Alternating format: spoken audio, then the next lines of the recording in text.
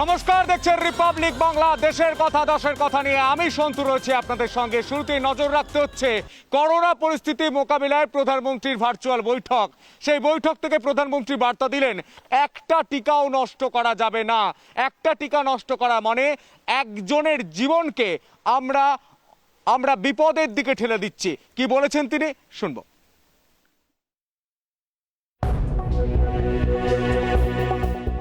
দেশের করোনা পরিস্থিতি নিয়ে বৃহস্পতিবার 10 রাজ্যের মুখ্যমন্ত্রী ও আধিকারিকদের সঙ্গে ভার্চুয়াল বৈঠক করলেন প্রধানমন্ত্রী নরেন্দ্র মোদী। বাংলার মুখ্যমন্ত্রী, মুখ্য সচিব ও স্বরাষ্ট্র সচিব উপস্থিত ছিলেন এই বৈঠকে। পাশাপাশি ভার্চুয়াল বৈঠকে যোগ দিয়েছিলেন 10 রাজ্যের মোট 54 জন জেলা শাসক। উপস্থিত ছিলেন বাংলার 9 জন জেলা শাসকও। করোনা পরিস্থিতি নিয়ে ভার্চুয়াল বৈঠকে টিকা নষ্ট না করার বার্তা দিয়েছেন প্রধানমন্ত্রী। एक भी वैक्सीन की वेस्टेज का मतलब है किसी एक जीवन को जरूरी सुरक्षा कवच नहीं दे पाना। इसलिए वैक्सीन वेस्टेज रोकना बहुत जरूरी है। বৈঠকে করোনা ভাইরাসের মিউটেশন নিয়েও উদ্বেগ প্রকাশ করেছেন নরেন্দ্র মোদী। बेहतर उपयोग करके ये वायरस म्यूटेशन में स्वरूप बदलने में माहिर है। एक प्रकार से बहुरूपिया भी है और ये वायरस धूर्त भी है। तो हमारे तरीके और स्ट्रेटेजीज भी डायनेमिक होने चाहिए। साइंटिफिक लेवल पर हमारे वैज्ञानिक वायरस के बदलते स्वरूपों से निपटने के लिए दिन रात काम कर ही रहे हैं। করোনা সংক্রমণ নিয়ে আরো সতর্ক থাকার জন্য এই দিনের বৈঠকে জেলা শাসকদের নির্দেশ দিয়েছেন প্রধানমন্ত্রী। सेकंड वेव के बीच वायरस म्यूटेशन की वजह से अब युवाओं और बच्चों के लिए भी ज्यादा चिंता जताई जा रही है।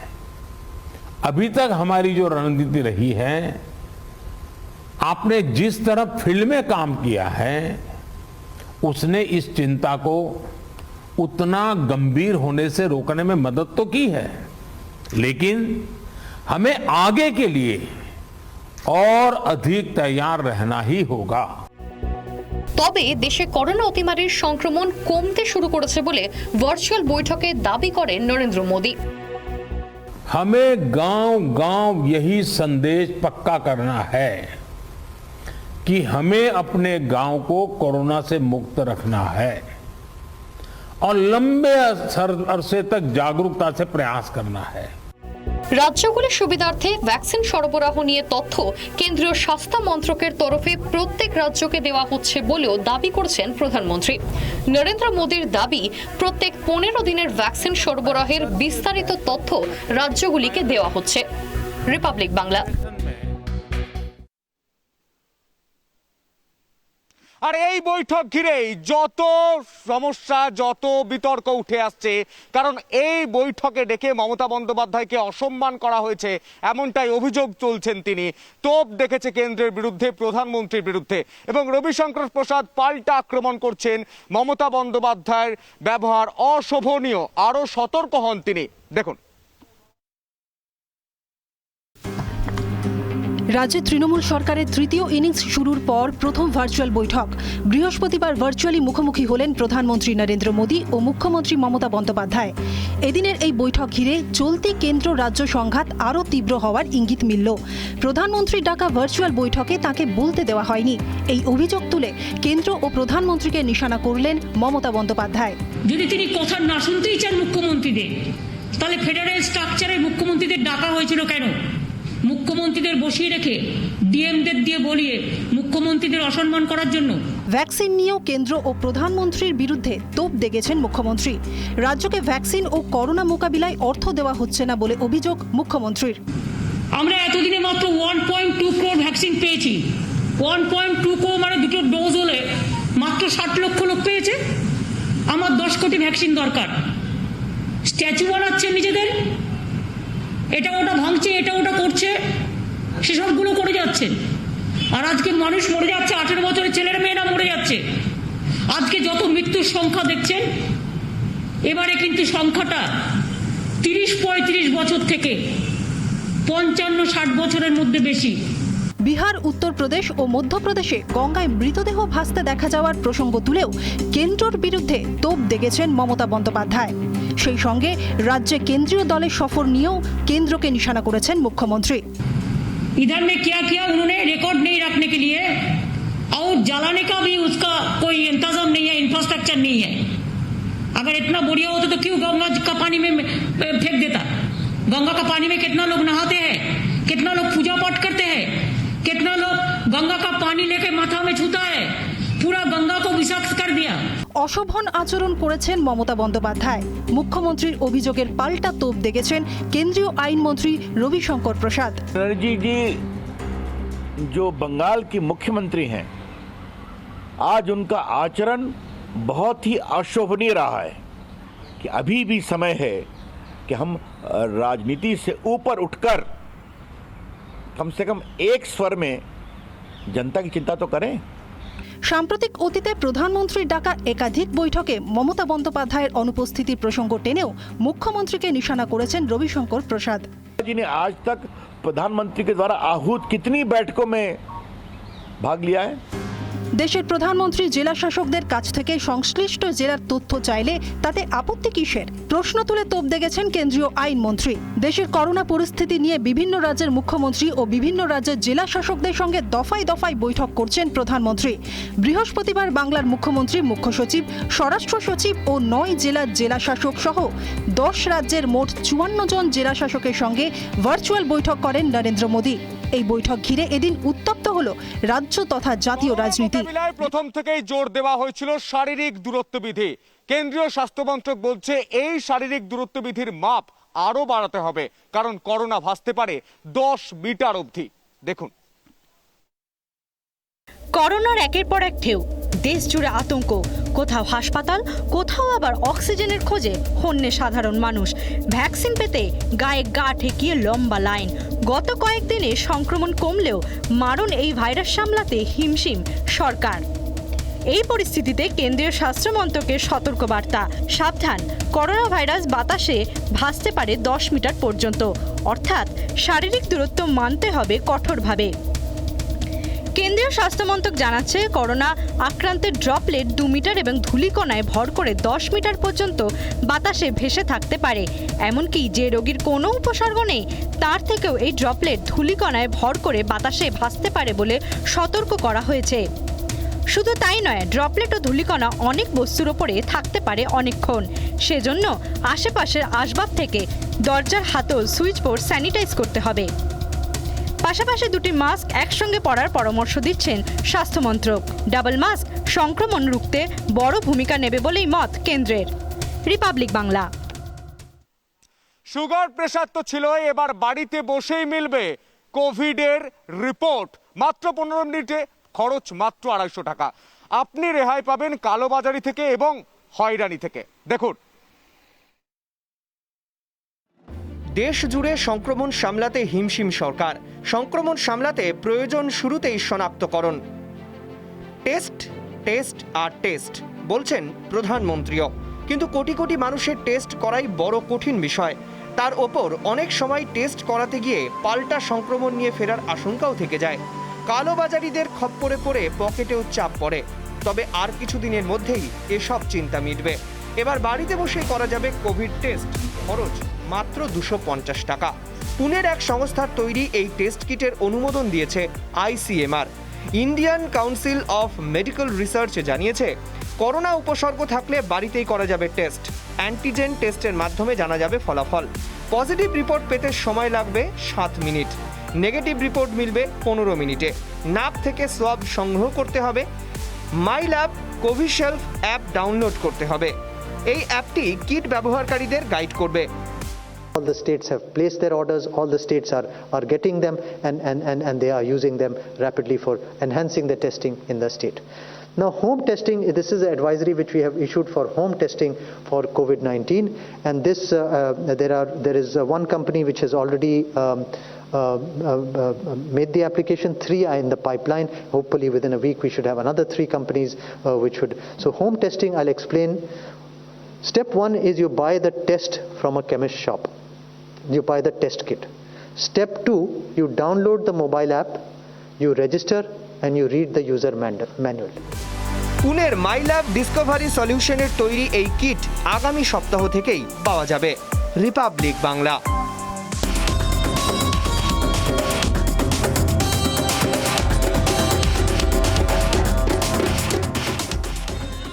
করোনা আতঙ্কে ইতিমধ্যেই নতুনভাবে আতঙ্ক দেখা দিয়েছে ব্ল্যাক ফাঙ্গাস, বাড়াচ্ছে উদ্বেগও। ইতিমধ্যেই ব্ল্যাক ফাঙ্গাসকে অতিমারি হিসাবে ঘোষণা করেছে তেলেঙ্গানা এবং রাজস্থান সরকার।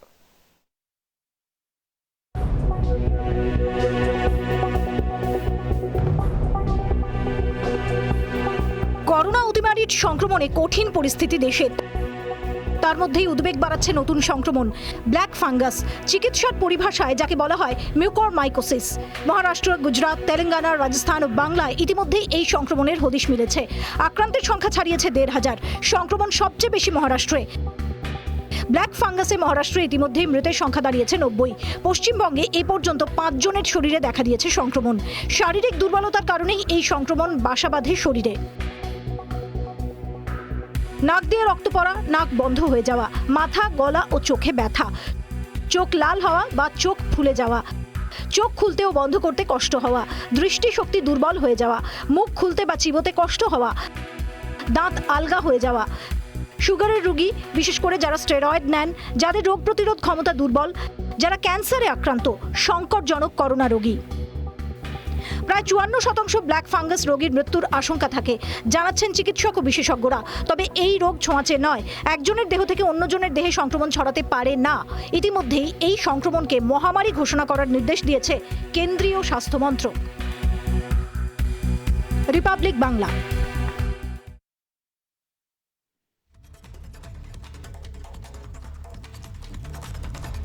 এই ব্ল্যাক ফাঙ্গাসকে নিয়ে ইতিমধ্যেই কেন্দ্র রাজ্য তরজা। ইতিমধ্যে এই রাজ্যে আক্রান্ত হয়েছেন বেশ কয়েকজন, বাড়ছে ওষুধের অপ্রতুলতা। এই মুহূর্তেই মুখ্যমন্ত্রী মমতা বন্দ্যোপাধ্যায় বলছেন এই ব্ল্যাক ফাঙ্গাসের ওষুধ কেন্দ্র সরকার রাজ্যে পাঠাচ্ছে না। একেতেই করোনায় রুখে নেই, তার উপর আবার ব্ল্যাক ফাঙ্গাস দোসর। জোড়া ফলায় উদ্বেগে কেন্দ্র রাজ্য। ব্ল্যাক ফাঙ্গাস বা মিউকরমাইকোসিস একটি বিরল ফাঙ্গাল সংক্রমণ। এটি শরীরে দেখা দিলে 54% রোগীর ক্ষেত্রেই মৃত্যুর আশঙ্কা থাকে। করোনা সংক্রমণকালে বা তার পরবর্তীতে রোগী সুস্থ হয়ে উঠলেও তার রোগ প্রতিরোধ ক্ষমতা কমে যায়। তখনই এই জাতীয় ছত্রাক শরীরে বাসা বাঁধে। এই আতঙ্ক এতদিন অন্য রাজ্যে ত্রাস ছড়ালেও এবার ব্ল্যাক ফাঙ্গাস ঢুকে পড়েছে এই রাজ্যেও। এ রাজ্যে এখনো পর্যন্ত 4 জন ব্ল্যাক ফাঙ্গাস আক্রান্তের কথা জানিয়েছেন মুখ্যমন্ত্রী মমতা বন্দ্যোপাধ্যায়। ব্ল্যাক ফাঙ্গাস এসছে, সেটা সুরাট থেকে এসছে গুজরাটে, এবং সেটা রাজস্থান প্যান্ডেমিক অলরেডি ডিক্লেয়ার করেছে, এবং আমাদের এখানেও 4টে কেস আমরা পেয়েছি এরকম। সুতরাং এগুলো নিয়ে তো কথা বলার দরকার, সেই ওষুধগুলো পাওয়া যাচ্ছে না। বেশ কয়েকটি রাজ্যে ব্ল্যাক ফাঙ্গাস রীতিমতো জাঁকিয়ে বসেছে। রাজ্যগুলিকে ব্ল্যাক ফাঙ্গাসকে রীতিমতো গুরুত্বের সঙ্গে দেখার বার্তা কেন্দ্রের পক্ষ থেকে।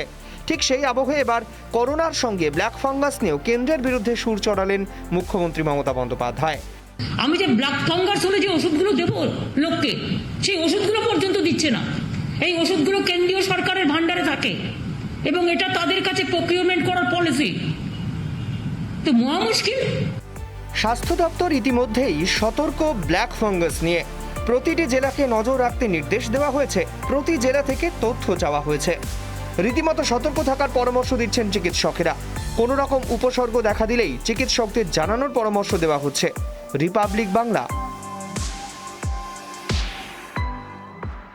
আর এই ব্ল্যাক ফাঙ্গাসকেই মহামারী ঘোষণা করলো কেন্দ্রীয় সরকার। সমস্ত রাজ্যে চিঠি দিয়ে তথ্য তলব করলো কেন্দ্রীয় সরকার। ব্ল্যাক ফাঙ্গাস বা মিউকরমাইকোসিসকে মহামারী ঘোষণা করলো কেন্দ্র। 1897 মহামারী আইন লাগু হবে সেক্ষেত্রে। এই আইনের ফলে এবার করোনা ভাইরাসের মতোই প্রতিটি রাজ্যকে ব্ল্যাক ফাঙ্গাস নিয়ে সব তথ্য জানাতে হবে কেন্দ্রকে। প্রতিটি রাজ্যকে এই মহামারী আইন লাগুর কথা চিঠি দিয়ে জানিয়েছেন কেন্দ্রীয় স্বাস্থ্য মন্ত্রকের যুগ্ম সচিব লব আগরওয়াল। চিঠিতে তিনি উল্লেখ করেছেন মিউকরমাইকোসিস শনাক্তকরণ নিয়ন্ত্রণ সংক্রান্ত নির্দেশিকা সব সরকারি বেসরকারি হাসপাতাল ও মেডিকেল কলেজগুলিকে মানতে হবে। এখনো পর্যন্ত বেশিরভাগ ক্ষেত্রেই করোনা আক্রান্ত রোগীরাই ব্ল্যাক ফাঙ্গাসে আক্রান্ত হয়েছেন। তবে অন্য কোনো রোগে গুরুতর অসুস্থদের ক্ষেত্রে, বিশেষ করে স্টেরয়েড বেশি ব্যবহার করা হয় এমন রোগীদের ক্ষেত্রে ব্ল্যাক ফাঙ্গাসের আশঙ্কা উড়িয়ে দেওয়া যায় না। পশ্চিমবঙ্গেও এখনো পর্যন্ত 4 জনের ক্ষেত্রে ব্ল্যাক ফাঙ্গাস সংক্রমণের প্রমাণ পাওয়া গেছে। মহারাষ্ট্রের সংখ্যাটা উদ্বেগজনক, প্রায় 1,500, মৃত্যু হয়েছে 90 জনের। রাজস্থান ও তেলেঙ্গানা ইতিমধ্যেই মহামারী ঘোষণা করেছে। এইমস কেন্দ্রকে পরামর্শ দিয়েছে ব্ল্যাক ফাঙ্গাসকে মহামারী ঘোষণা করার জন্য। এরপরেই সব রাজ্যকে এই পথে হাঁটতে চিঠি দিয়েছেন লব আগরওয়াল। এইমস অধিকর্তা রণদীপ গুলেরিয়া বেশ কয়েকদিন আগেই উদ্বেগ প্রকাশ করেছিলেন স্টেরয়েডের অত্যাধিক ব্যবহার নিয়ে। সেই একই উদ্বেগ প্রকাশ করেছেন অন্যান্য চিকিৎসকেরাও। করোনা চিকিৎসার ক্ষেত্রে স্টেরয়েড অত্যন্ত প্রয়োজনীয়। সেই স্টেরয়েডই ডেকে আনছে বিপদ। ভয় বাড়াচ্ছে করোনা, তাই মহামারী আইন লাগু করা হচ্ছে। তবে চিকিৎসকরা বলছেন এখনই ভয় পাওয়ার কিছু নেই, শুধু সতর্ক থাকতে হবে। প্রাথমিক পর্যায়ে শনাক্তকরণ অত্যন্ত জরুরি বলে মত চিকিৎসক মহলের। রিপাবলিক বাংলা।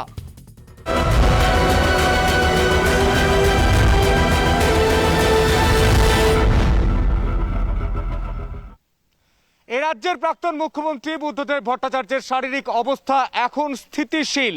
বাড়িতেই চলছে চিকিৎসা। শরীরে অক্সিজেনের পরিমাণ 90% বেশি এবং তার স্ত্রী মীরা ভট্টাচার্য অবস্থাও স্থিতিশীল। দেখুন।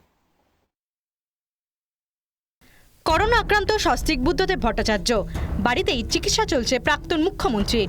চিকিৎসকরা জানিয়েছেন আপাতত শারীরিক অবস্থা স্থিতিশীল, শরীরে অক্সিজেনের মাত্রা 90% উপরে, তবে ওঠানামা করছে অক্সিজেন, রয়েছেন অক্সিজেন সাপোর্টে। বুধবার রক্তের নমুনা সংগ্রহ করা হয় প্রাক্তন মুখ্যমন্ত্রীর। রক্তের ডি ডিমার এবং ফেরিটিন পরীক্ষা করা হয়। প্রথম পরীক্ষাটিতে দেখা যায় রক্তের জমাট বাঁধার প্রবণতা, অন্য কোনো সংক্রমণ রয়েছে কিনা। দ্বিতীয় পরীক্ষায় দেখা হয় রক্তের প্রদাহ, শরীরে অন্য কোনো রোগের জীবাণু আছে কিনা তা দেখতেই চিকিৎসকেরা তার রক্ত পরীক্ষার সিদ্ধান্ত নেন। সূত্রের খবর, রিপোর্ট স্বাভাবিক বুদ্ধদেব ভট্টাচার্যের। বৃহস্পতিবার সকালে স্যানিটাইজ করা হয় প্রাক্তন মুখ্যমন্ত্রীর বাড়ি। মীরা ভট্টাচার্য রয়েছেন দক্ষিণ কলকাতার একটি বেসরকারি হাসপাতালে ভর্তি। দুই সদস্যের ডাক্তারদের যে বোর্ড গঠন করা হয়েছে, সেই বোর্ড তাদের তরফ থেকে যা খবর পাওয়া যাচ্ছে, এই মুহূর্তে মীরা ভট্টাচার্যের অবস্থা স্থিতিশীল। তার শরীরে অক্সিজেনের পরিমাণ রয়েছে 98% এবং ডাক্তারদের তত্ত্বাবধানে রয়েছেন তিনিও। ভিডিও জার্নালিস্ট কাঞ্চন ভৌমিকের সঙ্গে প্রিয়াঙ্কা রায়, রিপাবলিক বাংলা, কলকাতা।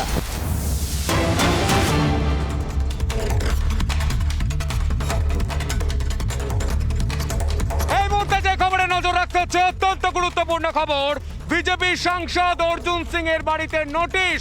একটি পুরনো বেআইনি আর্থিক অভিযোগের মামলায় নোটিশ। অর্জুন সিং এর বাড়িতে নোটিশ দিল সিআইডি। সিআইডির নোটিশ বিজেপি সাংসদ অর্জুন সিং এর বাড়িতে। একটি পুরনো বেআইনি আর্থিক অভিযোগের মামলায় নোটিশ দিল সিআইডি। অত্যন্ত গুরুত্বপূর্ণ খবর এই মুহূর্তে। বিজেপি সাংসদ অর্জুন সিং এর বাড়িতে নোটিশ। একটি পুরনো বেআইনি আর্থিক অভিযোগ মামলায় নোটিশ দিল সিআইডি। অত্যন্ত গুরুত্বপূর্ণ খবর এই মুহূর্তে। নজর রাখতে হচ্ছে অর্জুন সিং এর বাড়িতে সিআইডির নোটিশ। একটি পুরনো মামলায় নোটিশ দিল সিআইডি। আরো বিস্তারিত জানবো, আমাদের সঙ্গে রয়েছেন আমাদের প্রতিনিধি সুকান্ত। সুকান্ত, কি তথ্য উঠে আসছে? দেখো সন্তু, প্রথমেই বলে রাখি যে একদিকে যেমন 4 জন যে তৃণমূল যে মন্ত্রী এবং নেতাকে যেমন আটকে রেখেছে সিবিআই, সে তারই পাল্টা হিসেবেই কিন্তু এই যে অর্জুন সিং এর বাড়িতে সিআইডি আনা, এইটাই এখনো পর্যন্ত অভিযোগ। বিজেপির অভিযোগ রাজনৈতিক উদ্দেশ্য প্রণীত ভাবেই অর্জুন সিং, সাংসদ অর্জুন সিং এর বাড়িতে সিআইডি পাঠানো হয়েছে এবং তার বাড়িতে, সাংসদের বাড়িতে সেই সময় সাংসদ ছিলেন না। সন্ধ্যে 8:30টার সময় যায় এবং 9:40 নাগাদ এই সিআইডির দল কিন্তু তারা সেখান থেকে বেরিয়ে যায়। দীর্ঘক্ষণ তারা অপেক্ষা করে এবং অর্জুন সিংকে তারা জেরা করবে এমনটাই কিন্তু তাদের অভিব্যক্তি ছিল। কিন্তু সাংসদ না থাকায় সেগুড়ে পানি, তারা শেষে তারা বাড়ি ফিরে কলকাতায় ফিরে যায়। তাদের দাবি যে 2020 সালের 28শে জুলাই একটি মামলা, একটি ব্যাংকের আর্থিক চক্র জানিয়েছেন। দেখো, আমরা এখনো পর্যন্ত অর্জুন সিং এর সঙ্গে কথা বলতে পারিনি, তবে তার পারিবারিক সূত্রে যেটা জানা গেছে, ভাটপাড়া কোঅপারেটিভ ব্যাংকে একটা আর্থিক তছরূপের অভিযোগ ওঠে এবং সেই ভাটপাড়া থানায় সেটা অভিযোগ দায়ের হয়। তৃণমূলের যারা স্থানীয় নেতা তারাই সেই অভিযোগ দায়ের করে এবং তার পরিপ্রেক্ষিতে কিন্তু রাজ্য সরকার তৎকালীন যখন তিনি সাংসদ নির্বাচিত হন তার রাজনৈতিক প্রতিহিংসা চরিতার্থ করবার জন্যই তাকে এই মামলায় মিথ্যাভাবে ফাঁসানো হয়েছে, এমনটাই কিন্তু তার পরিবারের তরফ থেকে জানানো হয়েছে।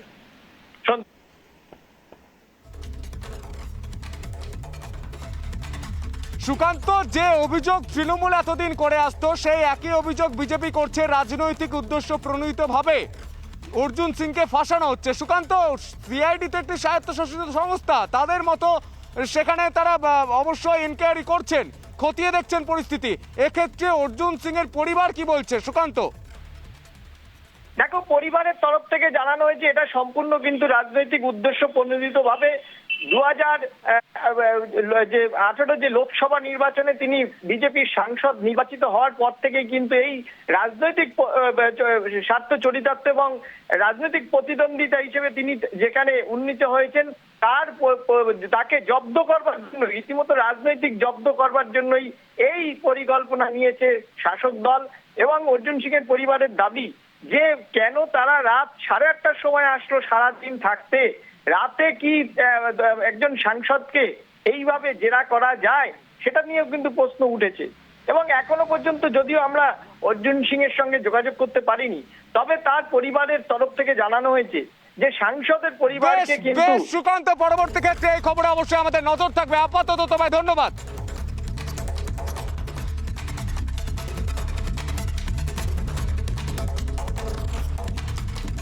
আজ এখানেই শেষ করতে হচ্ছে দেশের কথা দশের কথা। সমস্ত খবরের জন্য আপনার নজর থাকুক শুধুমাত্র রিপাবলিক বাংলায়।